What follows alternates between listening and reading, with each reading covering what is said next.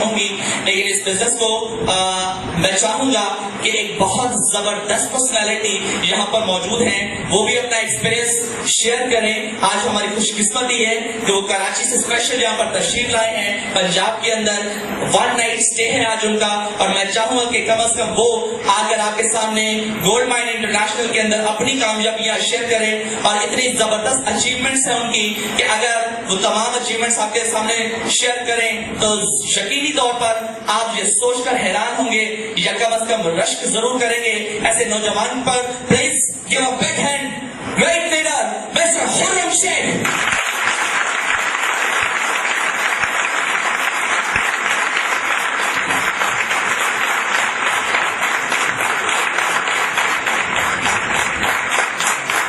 Thank you very much for giving me this respect. And first of all, welcome to all of you with the Islamic greetings. Assalamu alaikum. May peace, blessings and mercy of Almighty Allah be on all of you.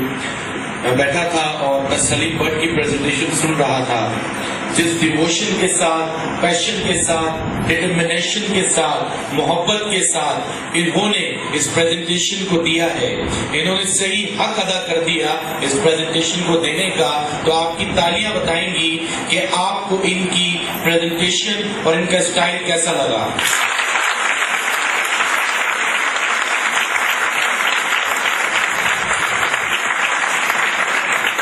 بڑی خوبصورت بات مجھے یاد آ رہی ہے علامہ اقبال کی سلیم but کی presentation سننے کے بعد کہ جب سے میں چلا ہوں میری منزل پہ نظر ہے، جب سے میں چلا ہوں میری منزل پہ نظر ہے، میری نظروں نے کبھی میل کا پتھر نہیں دیکھا، یہ پھول کیا مجھے کوئی وراثت میں ملے ہیں، تو نے میرا کانٹوں بھرا بستر نہیں دیکھا۔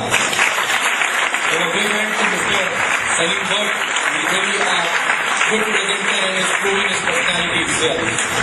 بات کر رہے ہیں گولڈ مائن انٹرنیشنل کی۔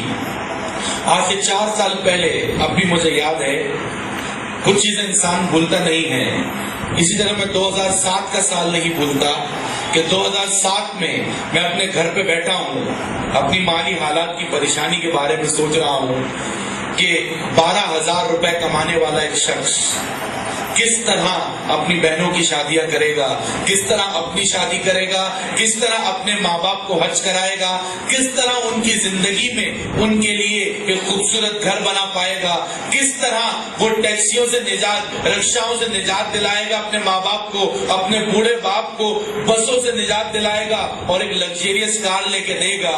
2007 میں بیٹھا یہ تمام باتیں سوچ رہا تھا کہ میرے بہترین دوست عامر کی کال مجھے آئی اور اس نے مجھے فون کر کے کہا کہ خرم ایک بہت زبردست بزنس پتہ چلا ہے، میں نے تو شروع کر دیا ہے، مجھے لگتا ہے کہ تم اس کو 100% بہت اچھے سے کر سکتے ہو، اس میں تم بہت کامیاب ہو سکتے ہو۔ میں نے کہا یار مجھے وہ بزنس سمجھاؤ جلدی سے۔ اس نے کہا فون پہ نہیں آ سکتا، ملنا پڑے گا، رات 9 بجے میرے گھر پہ آ جاؤ۔ 8:30 بجے ٹھیک میں بس اسٹاپ پہ پہنچا اور انتظار کرنے لگا کہ جلدی سے کون سی بس آئے، اس میں بیٹھوں اور جا کے اس کام کو سمجھوں کہ یہ کام ہے کیا۔ میں بس میں سوار ہوا، عامر کے گھر پہ پہنچا، وہاں پہنچ کے میں نے پریزنٹیشن لی، آدھی بات سمجھ آئی، آدھی بات سمجھ میں نہیں آئی، کیونکہ پہلی بار اس پریزنٹیشن کو سنا تھا، پہلی بار اس کام کو دیکھا تھا، لیکن اس کام کو سننے کے بعد مجھے یہ اندازہ ضرور ہو گیا کہ یہ وہ واحد کام ہے جس سے میں اپنے حالات بدل سکتا ہوں، اپنے ڈریمز کو پورا کر سکتا ہوں، کیونکہ $70 کوئی بڑا اماؤنٹ نہیں ہے، اس کو دے کے میں لاکھوں کروڑوں کما سکتا ہوں، ایبلٹی میرے اندر موجود ہے، کانٹیکٹس میرے پاس 2 سے 3 موجود ہیں۔ یہ تمام باتیں سننے کے بعد میں نے اس سے کمٹمنٹ کر لیا کہ کل میں پیمنٹ لے کے آ رہا ہوں اور کل تم میری جوائننگ کر دو اس کمپنی کے اندر۔ وہ بھی بہت موٹیویٹ ہوا، میں گھر واپس آ گیا، رات کو سونے کے لیے لیٹا تو بات وہی ہے کہ جب انسان کوئی اچھا کام کرنے جا رہا ہوتا ہے تو سب سے پہلے شیطان آ کے اس کو بھڑکا دیتا ہے۔ تو میرے ساتھ بھی کچھ ایسا ہی ہوا کہ میں ایک اچھا کام کرنے کا ارادہ کر چکا تھا تو شیطان نے مجھے بھڑکانا شروع کیا، اور سب سے پہلے میرے ذہن میں جو نیگیٹو خیال آیا وہ یہ آیا کہ کہیں یہ 6,000 روپے نہ ڈوب جائیں۔ آپ میں سے بھی میرے خیال سے اب تک کئی لوگوں کو شیطان بھڑکا چکا ہوگا، ایسی بات ہے۔ ذہن میں یہ نیگیٹو خیال آیا کہ کہیں 6,000 روپے نہ ڈوب جائیں. دوسرا خیال یہ آیا کہ یار کہیں میرے دوستوں کے ساتھ یا میرے ساتھ کوئی فراڈ نہ ہو جائے. آپ میں سے بھی کئی لوگوں کے ذہن میں یہ بات آ رہی ہوگی. تیسری بات میرے ذہن میں آئی کہ یار یہ 2 لوگ پتہ نہیں آئیں گے بھی یا نہیں آئیں گے. جب میں انہیں پریزنٹ کروں گا, پریزنٹیشن کرواؤں گا, تو پتہ نہیں یہ سائن اپ بھی ہوں گے یا نہیں ہوں گے. جانتا تو میں 10-12 لوگوں کو ہوں, لیکن پتہ نہیں یہ 2 آئیں گے بھی یا نہیں آئیں گے. یہ تمام باتیں سوچ کے میں بڑا پریشان ہو گیا اور میرے اوپر ڈپریشن آ گیا, ڈسپونڈنسی آ گئی, مایوسی کی کیفیت طاری ہو گئی. لیکن بات وہی ہے کہ اللہ رب العزت اپنے نیک بندوں کے ساتھ ہوتا ہے. اللہ تعالیٰ نے خود بخود ان سوالوں کے جواب میرے ذہن میں ڈال دیے اور میں نے ذرا سا پازیٹو سوچنا شروع کیا تو خود بخود مشکل آسان ہو گئی. اور فوراً ہی میرے ذہن میں آیا کہ یہ 6,000 روپے اگر میں جیب میں رکھ لوں گا تو کتنے دن چل جائیں گے. جواب آیا کچھ دن میں ختم ہو جائیں گے. دوسری بات ذہن میں نے سوچی کہ 6,000 روپے جیب میں رکھ کے اگر میں گھر سے نکلوں تو پورے پاکستان میں کون سا ایسا کاروبار ہے جو 6,000 روپے سے میں شروع کر سکتا ہوں. جواب آیا کہ زندگی گزر جائے گی, جوتے گس جائیں گے, لیکن 6,000 میں کوئی کاروبار شروع نہیں ہوگا. بلکہ بسوں کے کرائے میں, کھانے پینے میں 6,000 روپے تو نوکری ڈھونڈنے میں خرچ ہو جاتے ہیں اور نوکری نہیں ملتی. میں بڑا موٹیویٹ ہوا اور میں نے اللہ رب العزت کا شکر ادا کیا کہ یا اللہ شکر ہے کہ تو نے میری ایک مشکل تو آسان کی. اب بات رہی فراڈ کی, تو میں نے سوچا فراڈ تو اس میں ہو ہی نہیں سکتا. کیا یہ پاسبل ہے کہ آپ جیب میں 10 کا نوٹ رکھ کے نکلیں اور باہر نکل کے ڈرنا شروع کر دیں کہ کہیں کوئی میرے 10,000 روپے نہ لوٹ کے لے جائے؟ اگر آپ ایسا سوچ رہے ہیں تو 100% غلط سوچ رہے ہیں. یہ ایسی ہی بات ہے کہ جب کوئی شخص اس بزنس میں سائن اپ ہوتا ہے تو وہ 6,000 روپے دے کے مارکیٹ ویلیو کی 18 carat gold plated branded watch company سے پرچیز کر لیتا ہے. آپ نے 6,000 روپے دیے اور اس کے بدلے میں اپنی پروڈکٹ لے لی. اب کیا کمپنی کے پاس آپ کے کوئی پیسے ہیں؟ آپ نے پیسے دیے, اپنی چیز لے لی. یہ ایسی ہی بات ہے کہ آپ بازار گئے, آپ نے 2,000 روپے دیے اور شوز خرید لیے. کیا اب اس دکاندار کے پاس جو پیسے ہیں وہ آپ کے ہیں یا اس کے ہیں؟ اب وہ پیسے اس کے ہیں اور شوز آپ کے ہیں.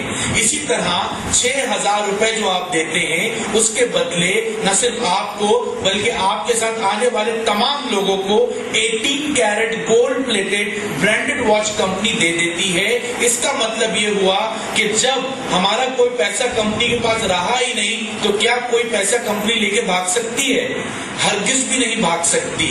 اب بات یہ ہے کہ اگر کوئی ابھی بھی یہ کہتا ہے کہ کہیں میرا کمپنی کچھ لے کے نہ بھاگ جائے, تو صرف اتنی بات کہوں گا کہ ایک گاؤں میں ایک درزی بھاگ جاتا ہے. ایک گاؤں میں ایک درزی بھاگ جاتا ہے تو ایک شخص بیچ گاؤں میں آ کے رونے لگتا ہے کہ ہائے ہائے درزی بھاگ گیا, درزی بھاگ گیا, درزی بھاگ گیا. گاؤں والے پوچھتے ہیں کہ بھائی تمہارا کیا لے گیا؟ وہ کہتا ہے میرا ناپ لے کے بھاگ گیا. کیونکہ 6,000 دے کے اپنی پروڈکٹ لینے کے بعد اب میں نہیں سمجھتا کہ کمپنی کچھ لے کے جائے گی, کچھ لے کے بھاگے گی.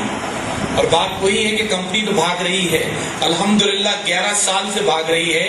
ایک علاقے سے دوسرے علاقے, ایک شہر سے دوسرے شہر, ایک ملک سے دوسرے, تیسرے, چوتھے ملک, 128 ملکوں میں اس وقت یہ کام کر رہی ہے اور اللہ کرے اسی طرح بھاگتی رہے.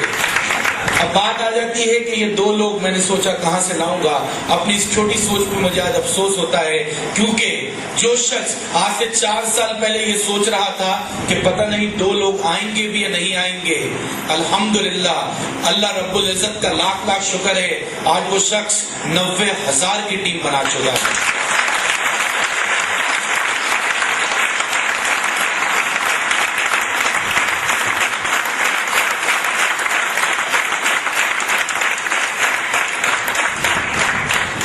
بات یہی آ جاتی ہے کہ لوگ سوال کرتے ہیں کہ from Sheikh you have been in G M I for 4 years, what have you got؟ تم نے کیا حاصل کیا اس کمپنی سے؟ تو میں کہتا ہوں پوری لسٹ ہے، صبح سے لے کے رات ہو جائے گی اگر بتانا شروع کروں گا، پوری لسٹ ہے. لیکن اگر ایک جملے میں میری کامیابی سننا چاہتے ہو تو صرف کچھ اس طرح کہوں گا کہ جب اس کام کو سننے کے لیے جا رہا تھا تو بس اسٹاپ پہ کھڑا یہ سوچ رہا تھا کہ کون سی بس میں جاؤں. آج اس کام کو بتانے کے لیے جا رہا ہوتا ہوں تو گھر کے گیرج میں کھڑا یہ سوچ رہا ہوتا ہوں کہ اپنی کون سی گاڑی میں جاؤں.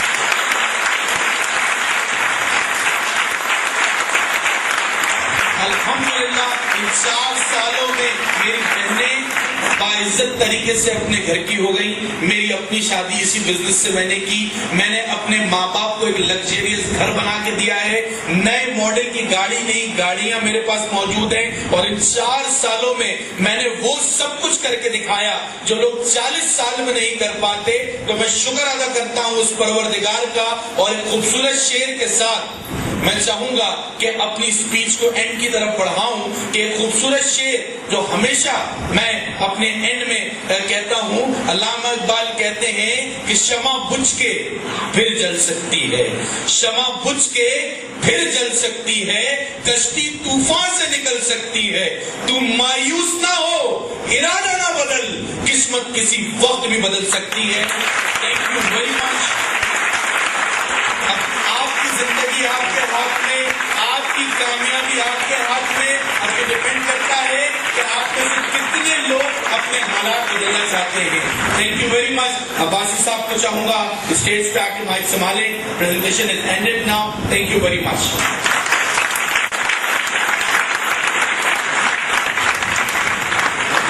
Heart of G M I, heart of gold mine international in Pakistan کی اسپیچ آپ کو کیسی لگی؟ یہ ایک دفعہ پھر میری درخواست پر آپ کی خطہ پٹوار کے باسی اپنے اس مہمان کو جو کراچی سے اتنی گوناگون مصروفیات سے وقت نکال کر یہاں آئے ہیں ان کو کس طرح ویلکم کر رہے ہیں. میں آپ کی کلیپنگ اور چاہوں گا کہ آپ بھرپور کلیپنگ کریں ان کے لیے. میری درخواست پر میں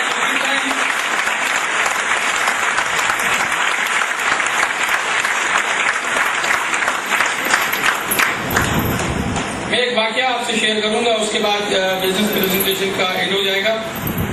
واقعہ یہ تھا کہ ایک بزرگ سے ایک شخص گیا اور اس نے ان سے پوچھا کہ حضرت مجھے کچھ مالی پریشانی ہے، میرے پاس ایک گھوڑا ہے اور زرہ ہے اور تلوار ہے اور مجھے اس کو بیچنا ہے تو میں کون سی چیز بیچوں؟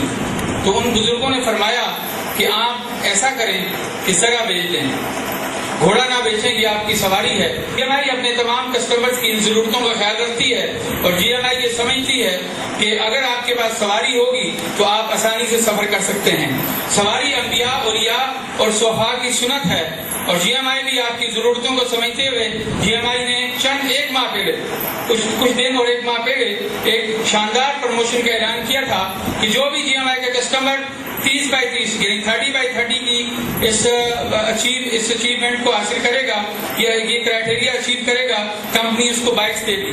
تقریباً 150 کے قریب لوگوں نے یہ اچیو کیا.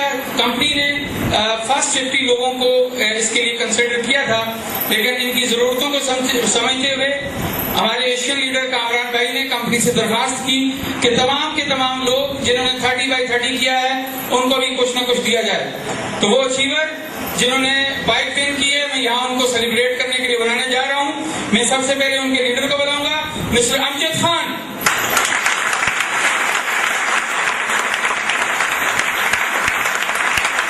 مسٹر عابد مشال صاحب تشریف لائیں اور مسٹر عابد مشال صاحب کی تقریباً 4